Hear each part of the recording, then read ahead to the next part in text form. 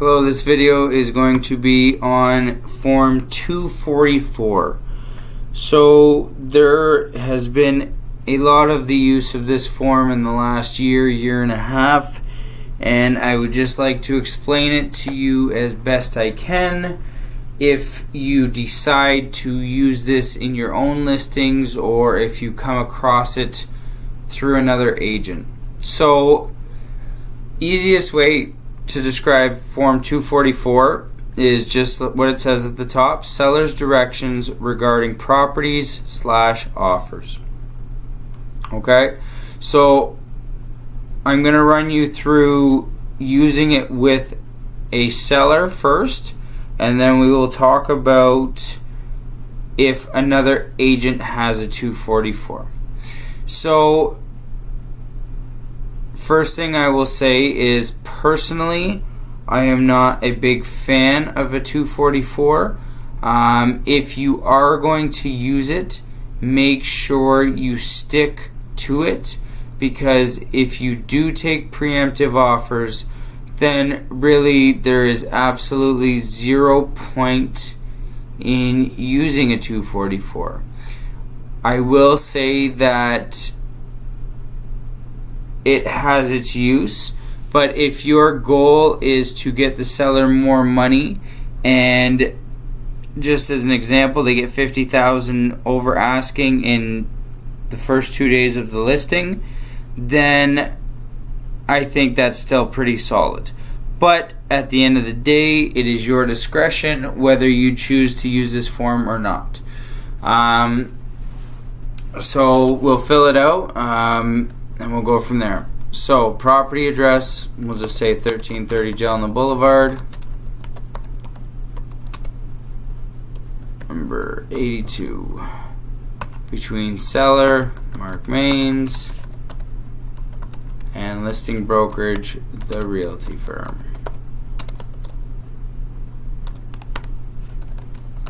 I'm just going to make up a MLS number. So commencement date, let's just say I'm doing this tomorrow. So really, there's two choices you can have, okay?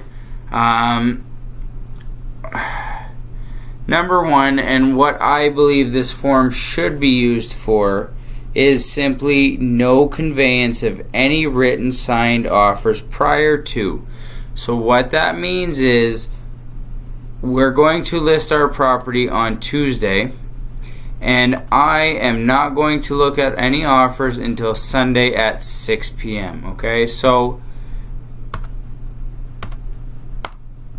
6 p.m. on the 9th day.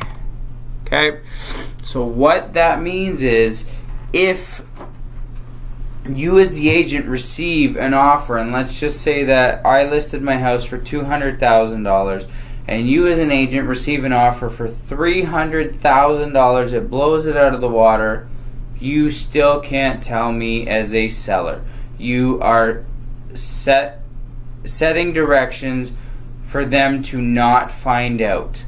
Now, why I say personally I am not a fan of the 244 is because what happens if I did get an offer for $300,000 and you didn't tell me? You have to realize that sellers are simply following orders on what we as the agent direct them to do, and they might not really understand what is going on. It can backfire if they get less, and if they were to ever find out. Okay? So if you are going to get them to sign the no conveyance, then just like the listing docs, you're going to get them to initial. Okay? Other directions. Now, again, this is where I don't really understand it, and I don't know why most agents do it, but a lot of agents will put has the right to reserve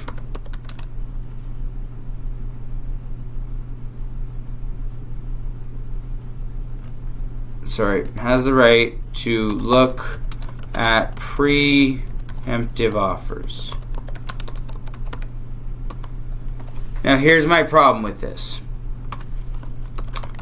If you have the right to, reserves the right to look at preemptive offers, then why on earth are you signing the 244 in the first place?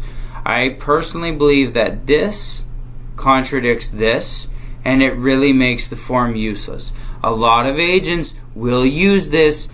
It doesn't mean you need to, okay? Completely up to you, but it does not mean that you need to do it.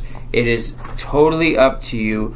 I personally have used this out of a couple hundred listings. I think I've used this twice. The only time that I personally will use this is I will only do a no conveyance of offers if I know beyond a shadow of a doubt that I am going to get an absolutely stunning offer.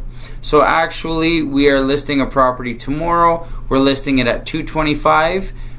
It is a fixer-upper. I expect to get $275, maybe even $300. So in this case, we are going to say no conveyance of offers. We're not going to accept a bully. But this is literally the second or third time I've ever used this in my career. If somebody really, really wants it, and they come with 30, 50,000 over asking,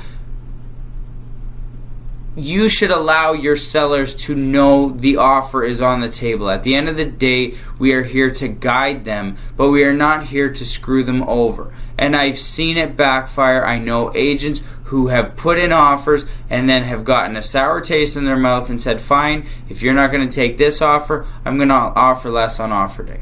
Okay? So really, it's completely up to you. But unless you're 100% certain, I personally would not use the 244. Okay? So really, you can see everything here. It's not a cancellation agreement. And that's it. It's a pretty standard form.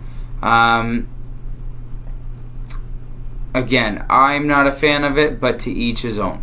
Now, I will say when you are on the buying side, okay, so when you are the buyer agent and the listing agent says they have a 244 signed, make crystal clear that you know if they are going to look at preemptive offers, because a lot of times what we're seeing right now is they say no offers until Sunday, and the Tuesday, 5 or 6 days before Sunday, the house is sold.